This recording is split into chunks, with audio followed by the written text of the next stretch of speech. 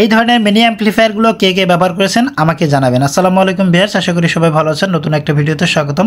তো এটা ব্লুটুথ একটা মিনি অ্যাম্পলিফায়ার। তো এটার প্রবলেমটা হচ্ছে অন হয়, সব কিছু হয়, কিন্তু সাউন্ড আসে না। তো সাউন্ডটা কেন আসে না সেই বিষয়টা আমি আপনাদেরকে সম্পূর্ণভাবে দেখাবো।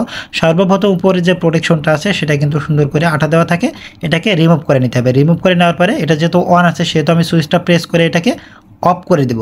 তো অফ করার পরে এটা কিভাবে খুলে কাজ করবেন সেই বিষয়টি আমি আপনাদেরকে সম্পূর্ণভাবে দেখাবো। ভিডিওটি স্কিপ করবেন না। আপনারা কিন্তু এই ধরনের অ্যাম্পলিফায়ারগুলো কম বেশি অনেকেই ব্যবহার করে থাকেন। এই ভিডিওটা দেখলে আপনারা হয়তো এটাকে ঠিক করতে পারবেন।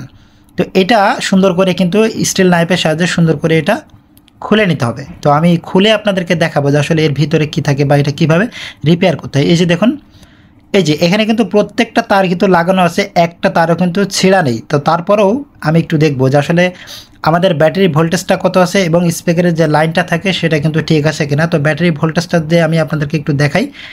এই যে 3.7 ভোল্ট, একটু খেয়াল করে দেখুন। এই যে 4 ভোল্ট ডিরেক্ট, তার মানে আমাদের ব্যাটারি ভোল্টেজটা অ্যাকুরেট আছে। তো এখন এই ব্যাটারিটাকে আমরা এখান থেকে সেপারেট করে নেব। সেপারেট করে নেওয়ার পরে আমরা দেখবো যে আসলে এখান থেকে কতটুকু পরিমাণ কি সমস্যা। তো এই যে ব্যাটারিটা আমরা এখান থেকে সেপারেট করে দিলাম। তো সেপারেট করার পরে এখন যে কাজটা করবো সেটা হচ্ছে স্পিকারের যে তার থাকে সেটাকে কিন্তু আমরা রিমুভ করে দেবো। এই যে দেখুন, স্পিকার দুইটাকে আমরা, স্পিকারের যে তার দুইটা সেটাকে রিমুভ করে দিলাম। তো রিমুভ করে দেওয়ার পরে এই যে ব্যাটারিটা আছে, এই ব্যাটারিটা সহ আমরা এখন খুলে ফেলবো।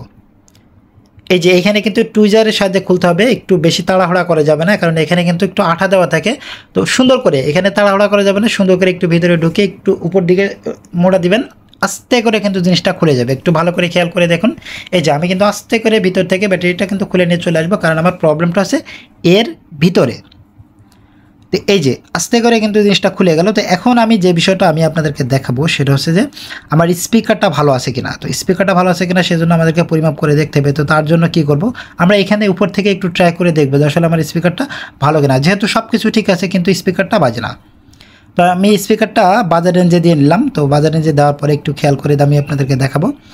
এই যে দেখুন, আমার স্পিকারটা কিন্তু এই যে ভালো আছে, তার মানে আমার স্পিকারটা ভালো আছে। তার মানে আমার স্পিকারের যে তার দুইটা রয়েছে, এই তার দুইটার ভিতরে যে কোনো একটাতে কিন্তু গ্যাঞ্জাম আছে। তো আমি একটু তার দুইটাকে পরিমাপ করে দেখবো যে আসলে কোনটা আমাদের মিসিং। যদিও এ ধরনের তার কিন্তু সচরাচর খারাপ হয় না, তবুও আমি আপনাদেরকে একটু পরিমাপ করে প্র্যাকটিক্যালি দেখাবো যে আসলে এটা কীভাবে সমাধান করা যায়। তো এই যে দেখুন, এই যে প্রথম যে তারটা আছে সেটা কিন্তু, প্রথম যে কানেকশন সেটা কিন্তু ভালো আছে। দ্বিতীয়টা যদি আমি আপনাদেরকে একটু দেখাই, এই যে দ্বিতীয়টা কিন্তু আমাদের ফেল আছে, অর্থাৎ যে কোনো জায়গায় লিকেজ আছে। তো এই তার কিন্তু সচরাচর খারাপ হয় না। তারপরেও আমি আপনাদেরকে একটু খুলে এখান থেকে প্র্যাকটিক্যালি দেখাবো, একদম এখান থেকে সেপারেট করে নেব। এখন আমি ভালো করে দেখবো যে আসলে প্রবলেমটা কোথায়। এই যে দেখুন, একটু ভালো করে খেয়াল করে দেখুন। এই যে এখন এই তারটাকে আমি মাপ দিয়ে দেখবো। দেখুন এটা কিন্তু নাই, এটা কিন্তু মিস করতেছে এবং একটু যেহেতু প্যাচ লাগতেছে। এই যে এটা কিন্তু আমাদের পারফেক্ট আছে, এটা পারফেক্ট আছে, এইটা কিন্তু আমাদের, এটা পারফেক্ট, বাট ওইটা কিন্তু পারফেক্ট না। একটু যদি ভালো করে আমি আপনাদেরকে দেখাই, এই দেখুন এইটা কিন্তু আমাদের মিসিং আছে। তার মানে আমাদের এই তারটা কিন্তু খারাপ না, আমাদের এই যে কয়েলের যে গোড়াটা আছে এখান থেকে কিন্তু আমাদের কয়েলটা পাচ্ছে না, যার কারণে কিন্তু এটা মিসিং হয়ে আছে। এই যে কয়েলটাকে গোড়া থেকে সুন্দর করে আমি একটু সোল্ডার করে দেবো, এখন কিন্তু আমার কাজটাকে সমাধান হয়ে যাবে। তো আমি সুন্দর করে একটু সোল্ডারিং করে দিলাম। তো সোল্ডারিং করার সময় আপনারা খুব বেশি হিট দেবেন না, খুব বেশি হিট দিলে কয়েল কিন্তু নিচে থেকে একলাই পড়ে যাবে।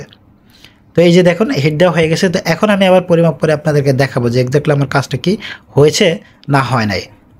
তো এই যে দেখুন, এই যে দেখুন আমার বাজার কিন্তু শো করতেছে। তো আশা করি আপনারা বুঝতে পেরেছেন। তো সবাইকে অনেক অনেক ধন্যবাদ। আপনারা সবাই ভালো থাকবেন, সুস্থ থাকবেন। আসসালামু আলাইকুম।